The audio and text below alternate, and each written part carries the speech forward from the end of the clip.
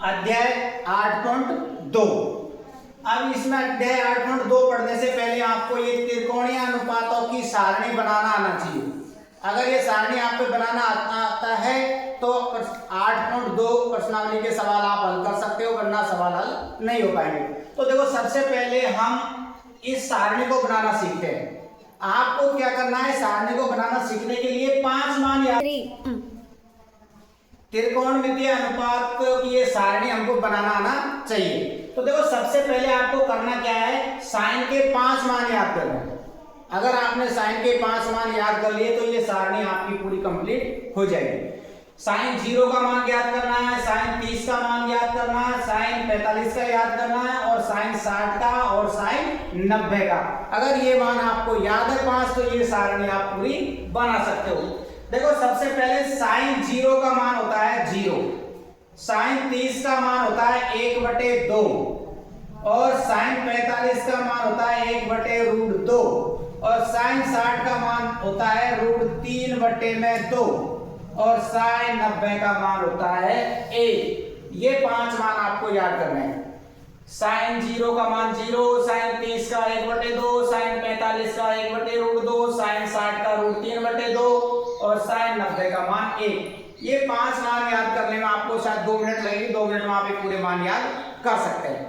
तो साइन का तो लिख दिया। अब हमको किसका लिखना है, कॉस का। देखो, कॉस के अब ये सारणी कंप्लीट करने के लिए क्या करना है आपको, पीछे से चालू करो। सबसे पहले क्या आया, 1, तो यहाँ क्या लिखेंगे 1। उसके बाद क्या है, √3/2, तो यहाँ लिखो √3/2। फिर क्या है 1/√2, तो इसमें 1/√2। फिर क्या है 1/2, तो फिर यहाँ 1/2, और सबसे लास्ट 0, तो 0। हो गया कॉस का कंप्लीट। साइन के याद रखने हैं। कॉस में क्या करना है, आपको पीछे से लिखना चालू करो। 1 है तो 1 लिख दिया, फिर इसको लिखो, फिर इसको लिखना, फिर इसको, फिर इसको। हो गया कॉस का कंप्लीट। फिर हमको किसका ज्ञात करना है, tan का। देखो, tan के लिए मैंने आपको बताया था tan थीटा बराबर, पहले से सूत्र लिखाए थे, सूत्र वाला वीडियो देखना, उसमें लिखा रहते हैं। tan थीटा बराबर होता है sin थीटा बटे में cos थीटा। ये सूत्र लिखाया था मैंने। यानी tan का मान ज्ञात करने के लिए हमको sin के मान में cos के मान का भाग देना है। यानी ऊपर वाले मान में भाग नीचे वाले का देना है। तो सबसे पहले देखो, आप 1 का भाग किस में देना है, 0 में। अब किसी भी संख्या का भाग आप 0 में दोगे तो उसका क्या आता है, 0। क्या आता है, 0। फिर हमको 1/2 में √3/2 का भाग देना है। यानी 1/2 इसमें भाग देना है √3/2 का। जब मैंने पहले भी सवालों में बताए थे, अगर 4 संख्या ऊपर नीचे आती है तो ऊपर वाली संख्या को तो आपको ऐसे ऐसे लिखना है, इसको तो नीचे वाली जो भी संख्या गुणा का चिन्ह लगा के पलट दो। यानी 2 ऊपर आएगा, √3 नीचे आएगा, तो 2 से 2 कट गया, ऊपर क्या बचा 1, और नीचे क्या बचा √3। तो इसका मान कितना आ जाएगा, 1/√3। 1/√3। ये यहाँ पर 1/√2, 1/√2 समान संख्या है। अगर किसी संख्या समान संख्या का समान संख्या हम भाग देते हैं तो उत्तर क्या आता है, 1। जैसे 5 है, 5 में 5 का भाग दोगे 1, ये भी 1/√2, ये भी 1/√2, भाग दिया तो कितना आया, 1। फिर देखो √3/2 में किसका भाग देना है, 1/2 का। ऐसे ही देखो 4 संख्या आ रही है, ऊपर नीचे लिखो। सबसे पहले √3/2 भाग देना 1/2 का। कोई ऊपर वाली संख्या को तो ऐसे कैसे लिख दो, और गुणा का चिन्ह लगा के इसको पलट दो। यानी 2 ऊपर और 1 नीचे, 2 से 2 कट गया, क्या बचा ऊपर √2, और नीचे क्या बचा 1। तो किसी भी अंक के नीचे 1 नहीं लिखते हैं। तो इसका मान कितना आ गया, √3। अब देखो 0 का भाग किसमें देना है, 1 में। 0 का भाग किसमें देना है, 1 में। 0 का भाग किसी भी संख्या में देंगे तो वो कितनी बार जाएगा, क्या आएगा, अनंत। इसको क्या बोलते हैं, अनंत। ठीक है, ये हो गया हमारा किसका, tan का। अब हमको cot के मान लिखने हैं। cot के मान में क्या करना है, आपको पीछे से लिखना चालू कर दो। पीछे से लिखना चालू करो। सबसे पहले अनंत है तो अनंत लिख दो, फिर √3 है तो √3 लिख दो, 1 का 1, 1/√3 और 0। ये हो गया आपका cot का मान कंप्लीट। फिर हमको किसका मान लिखना है, sec का। किसका लिखना है, sec का। देखो, मैंने आपको याद हो तो सूत्र लिखाया था मैंने, sec सेक थीटा बराबर क्या होता है 1/में कॉस थीटा। लिखाया था 1/, cos थीटा।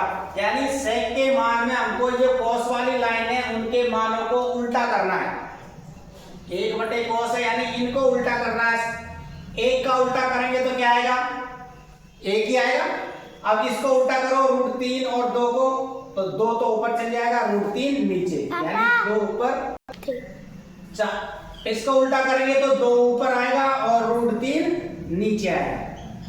ठीक है, फिर इसको उल्टा करो तो √2 ऊपर जाएगा और बटे में 1। तो अभी मैंने बोला है 1 नीचे नहीं लिखना, 1 नीचे नहीं लिखना। अब इसको उल्टा करना है 1/2 को, तो 2 रहेगा और नीचे 1 है, तो नीचे 1 नहीं लिखना है, नीचे 1 नहीं लिखना है। अब 0 का उल्टा, ये 0, इसका उल्टा क्या होता है, अनंत। क्या आता है, अनंत। फिर किसका मान लिखना हमको, कोसेक का। मैंने देखो सूत्र में लिखाया था आपको, कोसेक थीटा बराबर होता है 1/sin थीटा, 1/sin थीटा। यानी हमको जो साइन के मान है उनको सबको उल्टा करके, कोसेक किसका उल्टा होता है 1/sin, 1 में साइन। तो साइन के मानों को उल्टा करके लिख दो, 0 का उल्टा करके लिख दो, 1/2 का उल्टा करके यहाँ लिखना है, 1/√2 को उल्टा करके यहाँ लिखना है, √3/2 को उल्टा यहाँ करके लिखना और 1 को उल्टा करके यहाँ लिखना है। एक तो ये तरीका हो गया। दूसरा तरीका है यहाँ से पीछे से लिखना चालू करो। यहाँ से सबसे पहले क्या है, यहाँ पर अनंत, तो यहाँ पर क्या लिखेंगे, अनंत। फिर क्या है 2, तो फिर क्या लिखेंगे यहाँ 2। फिर √2 है तो यहाँ क्या लिखेंगे, √2। फिर ये 2/√2 है तो यहाँ पर कितना लिखेंगे, √2, 3, और ये लास्ट में 1 है तो 1। देखो यहाँ से पीछे से लिखते हैं तब भी कोई मान आता है, यहाँ से भी उनको उल्टा करके देख लो। 0 को उल्टा करेंगे तो क्या आएगा, अनंत। इसको उल्टा करके देखो तो 1 नीचे आएगा, 2 ऊपर आएगा, और 2 ऊपर और 1 नीचे नहीं लिखेंगे। इसको उल्टा करो 1/√2 को, तो √2/1 नहीं लिखना है। इसको उल्टा करो, 2 ऊपर चल जाएगा, √3 नीचे आ जाएगा, 1 का उल्टा करेंगे तो क्या आएगा, 1। ये हो गई आपने ये त्रिकोणमितीय अनुपातों की सारणी। यानी आपको 5 मान याद करने हैं साइन के। 0, साइन 0 का मान 0, साइन 30 का मान 1/2, साइन 45 का 1/√2, साइन 60 का √3/2, साइन 90 का मान 1। अगर आपने ये 5 मान याद कर लिए तो ये सारणी आप पूरी कंप्लीट बना सकते हो। आप इस सारणी को घर पे प्रैक्टिस करना, बनाने की कोशिश करो, याद करो ये 5 मान याद करो और सारणी को बनाने की कोशिश करो। ये मान याद रखना। सबसे पहले देखो ये फॉर्मूला आपको जो मैंने पीछे से लिखने वाला बताया इसी रूप में रहेगा।